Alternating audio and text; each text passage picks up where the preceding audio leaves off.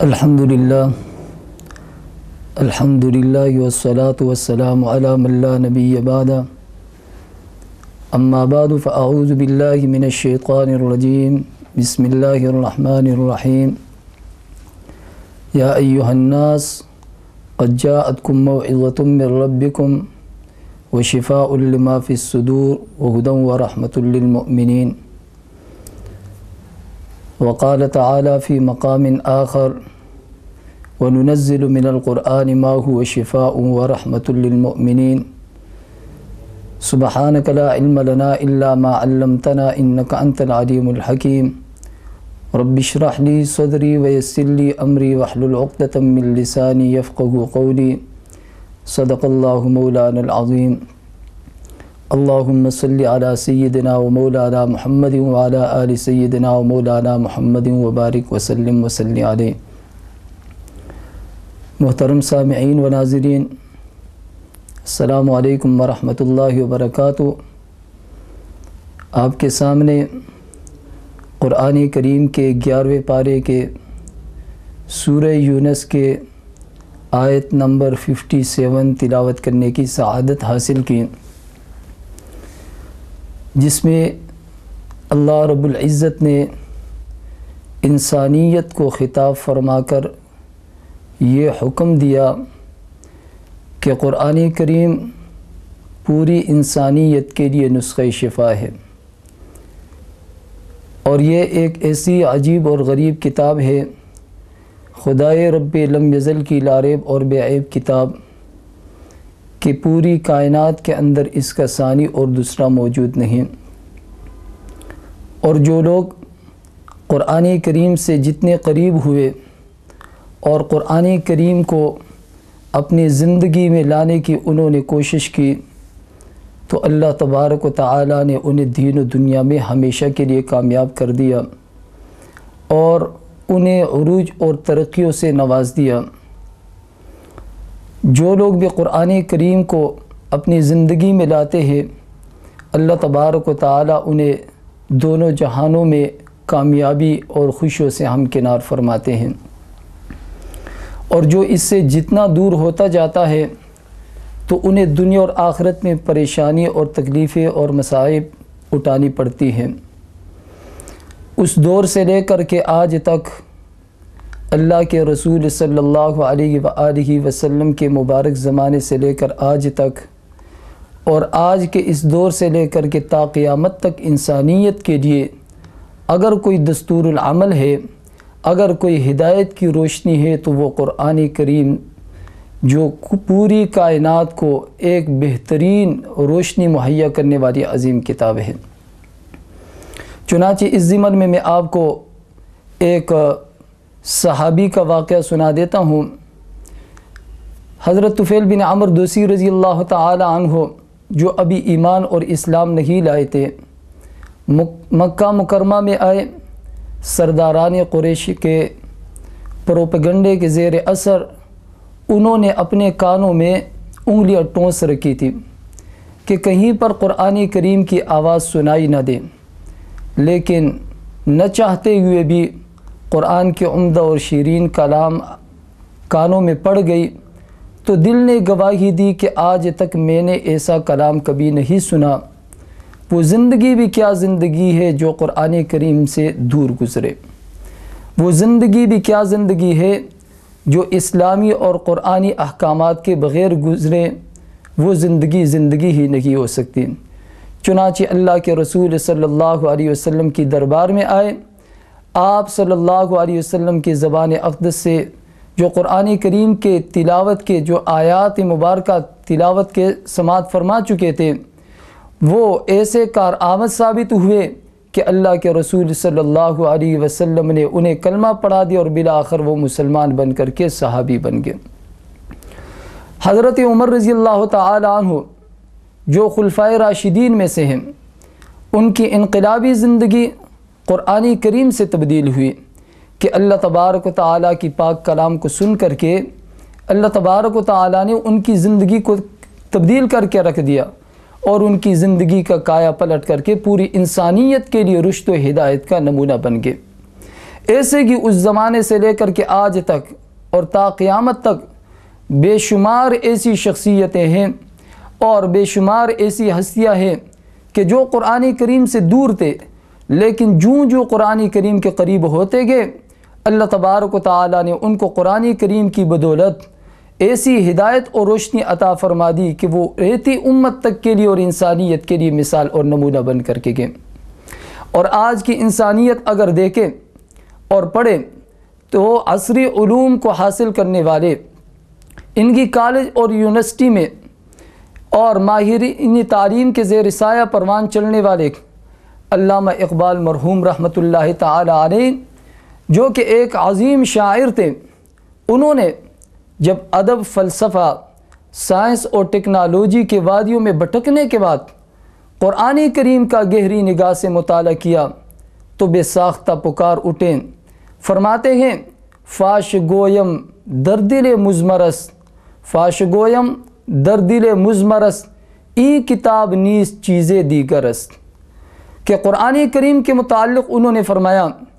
کہ یہ عام قلم کاغذ سیاہی سے لکھنے والی عام کتاب نہیں ہے، بلکہ یہ تو ایک عظیم کتاب ہے، یہ تو عظیم خوشبو ہے، اور خوشبو کا راستہ کوئی روک نہیں سکتا۔ یہ تو ایک ایسی روشنی ہے، سورج چاند ستاروں سے بڑھ کر کے روشنی ہے، بھلا سورج چاند ستاروں کی روشنی بھی کبھی کوئی روک سکتا ہے؟ وہ تو پوری دنیا کے اوپر چھا جاتی ہے، خوشبو ہر طرف مہکتی ہے۔ لہذا قرآن کریم جیسی عظیم کتاب پوری کائنات کے اندر کوئی ثانی اور دوسرا اور مثل نہیں ہے۔ میں نے جو آیت مبارکہ آپ کے سامنے تلاوت کرنے کی سعادت حاصل کی، سورہ یونس کی آیت نمبر 57 ہے، جس میں اللہ تبارک و تعالیٰ فرماتے ہیں، پوری انسانیت سے خطاب ہے، چاہے وہ مشرق میں رہنے والے ہو، مغرب میں رہنے والے ہو، یا پھر شمال اور جنوب میں رہنے والے ہو۔ قرآن کریم کا روئی سخن پوری انسانیت ہے، صرف اہل ایمان نہیں۔ فرمایا یا ایھا الناس قد جاءتکم موعظۃ من ربکم وشفاء لما فی الصدور، اے انسانوں، تمہارے لیے تمہارے رب کی طرف سے ایک خوبصورت نصیحت آئی ہے، ایک خوبصورت نصیحت اللہ رب العزت کی طرف سے انسانیت کے لیے آگے،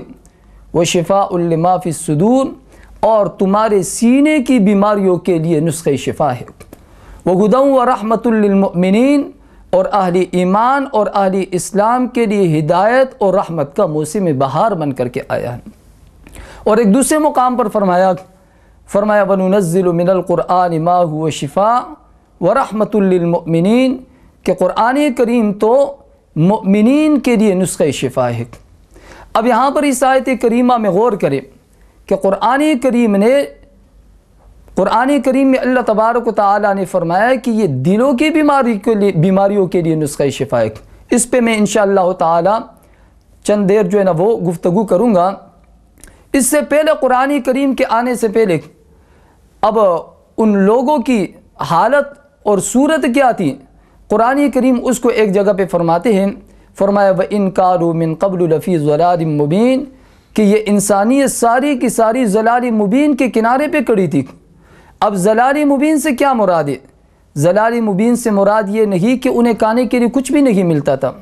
انہیں پہننے کے لیے کچھ بھی نہیں ملتا تھا، نہیں، یہ بات نہیں، بلکہ انہیں کھانے کے لیے بھی بہت کچھ اس وقت کے مطابق ملا کرتے تھے،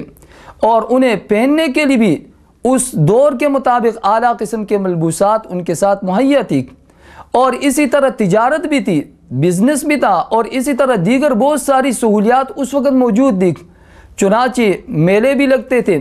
مکہ میں عکاظ نامی ایک بہت بڑا میلہ بھی لگتا تھا، بہت ساری چیزیں تھیں، لیکن اس کے باوجود قرآن کریم کہتے ہیں کہ یہ ساری کی ساری انسانیت ضلال مبین کے دہانے پہ کڑی تھی۔ کیوں؟ اس لیے کہ وہ قرآن کے سے ہٹ کر کے زندگی گزارنے والے تھے، قرآن ان کے پاس نہیں تھا،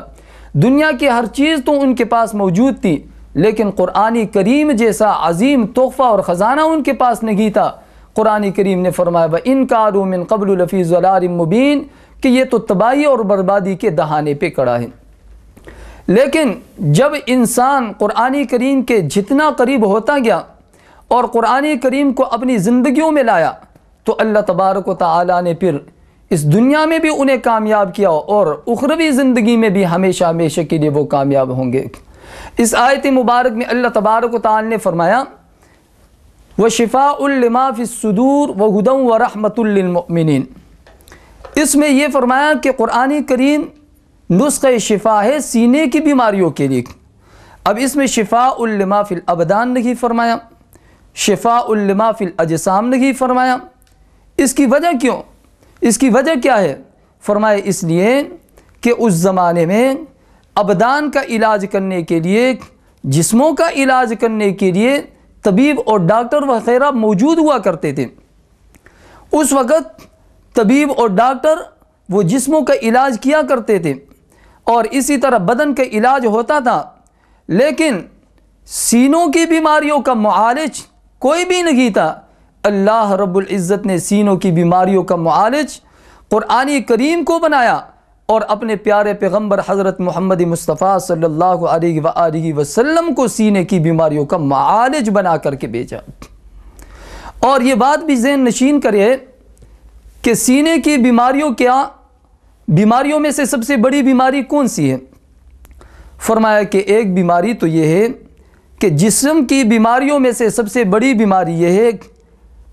مثلا ایک انسان کو کہیں پر کینسر لگ جائے، اللہ تبارک و تعالی سب انسانوں کی اس سے حفاظت فرمائے۔ اب یہ ایک ناسور مرض ہے،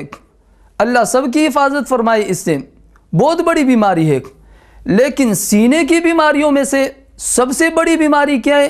جسم کی بیماریوں میں سے سب سے بڑی بیماری وہ کینسر کی بیماری ہے، اور سینے کی بیماریوں میں سے سب سے بڑی بیماری وہ اللہ کے نزدیک وہ شرک ہے۔ اللہ اس سے بھی ہر مسلمان کے، ہر انسان کی حفاظت فرمائے۔ جس طرح کینسر کی بیماری سے ایک انسان ہلاک ہو جاتا ہے، تباہ و برباد ہو جاتا ہے اور اس کا بچنا مشکل ہوتا ہے، اسی طرح شرک کا بیمار وہ بھی ہمیشہ کے لیے تباہ و برباد ہو جاتا ہے، اس کا بچنا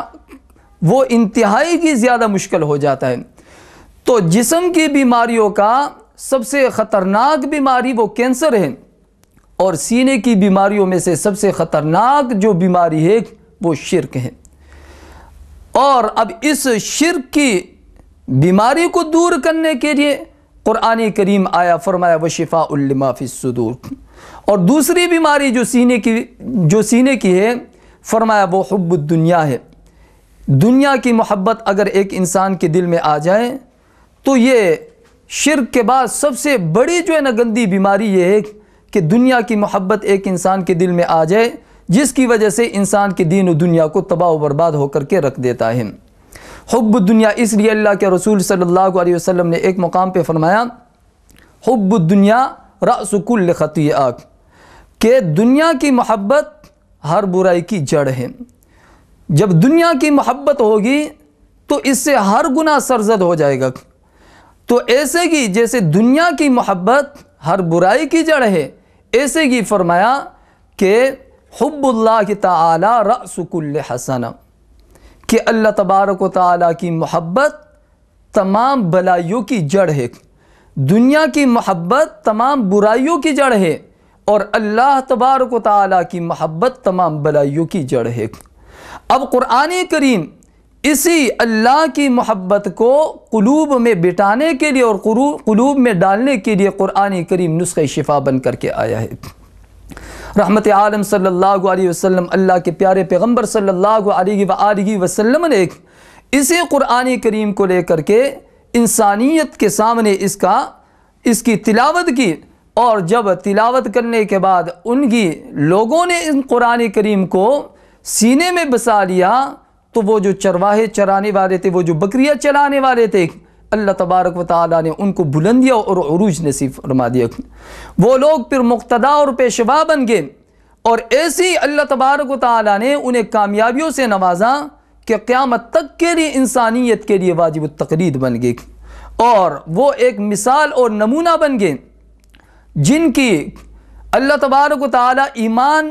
اور تقوی کی اور اسلام کی گارنٹی پھر قرآن کریم کے اندر دیتا ہے، اور وہ صحابہ اکرام رضوان اللہ تعالی علیہم اجمعین کی صورت میں ہوگی، اور صحابہ کے بعد جتنے بھی تابعین اور تبع تابعین، الغرض اس دور میں اور تا قیامت تک جو بھی انسانیت اس قرآن کریم کے ساتھ وابستہ رہے گا، اللہ تبارک و تعالی اس کو دین دنیا میں کامیاب کرتا رہے گا اور انہیں وہ مقام اور بلندیاں عطا فرمائیں گے۔ فرمایا کہ ان کے نماز کی یہ حالت ہوگی کہ وہ مقام احسان پر اپنی نمازوں کو ادا فرمائیں گے، جس طرح کا حدیث مبارک میں آیا ہے۔ فرمایا کہ اللہ کے رسول صلی اللہ علیہ وسلم نے احسان اس کو کہتے ہیں کہ ایک انسان اللہ تبارک و تعالیٰ کو دیکھ کر کے سجدے کرے۔ فرمایا جب قرآن کریم جب نسخہ شفا بنے گا اور جب قرآن کریم کو ایک انسان دل کے اندر بسائے گا تو اس کی نماز کی حالت اور کیفیت یہ ہوگی کہ وہ سجدوں کو ایسے ادا کریں گے جیسے گویا کہ اللہ تبارک و تعالیٰ کو دیکھ کر کے سجدے فرما رکھیں۔ اس لیے قرآن کریم میں اللہ تبارک و تعالیٰ نے فرمایا، آج بھی قرآن کریم اس دور سے لے کر کے آج تک اور تا قیامت تک قرآن کریم پوری انسانیت کو یہ خطاب کر رہا ہے اور پکار رہا ہے کہ اے انسانوں، دنیا کی کوئی نظریہ تمہیں نجات نہیں دلا سکتی۔ پورے مغرب سے خطاب ہے، پورے مشرق سے خطاب ہے، شمال اور جنوب کی انسانیت سے خطاب ہے۔ کائنات کی کوئی طاقت تمہیں نجات نہیں دلا سکتی، کوئی طاقت تمہیں ضلال مبین سے نہیں بچا سکتی۔ تمہارا اضطراب بڑھتا جائے گا، تمہاری ٹینشن بڑھتی جائے گی، تمہاری اختلافات بڑھتے جائیں گے، لیکن جب قرآن کے پاس آؤ گے اور قرآن کریم کو پڑھو گے اور اس سے اپنا علاج کرو گے تو قرآن کے پاس آنے کی وجہ سے اور اللہ کے رسول صلی اللہ علیہ وآلہ وسلم کے دامن میں آنے کے ساتھ تمہارے کل کے مسئلے بھی حل ہوں گے اور آج کے مسئلے بھی حل ہوں گے۔ تمہارا اختلاف اتحاد سے بدل جائے گا اور تمہاری بے چینی اور بے اضطرابی کی زندگی اتفاق اور سکون اور اطمینان سے تبدیل ہو جائے گی۔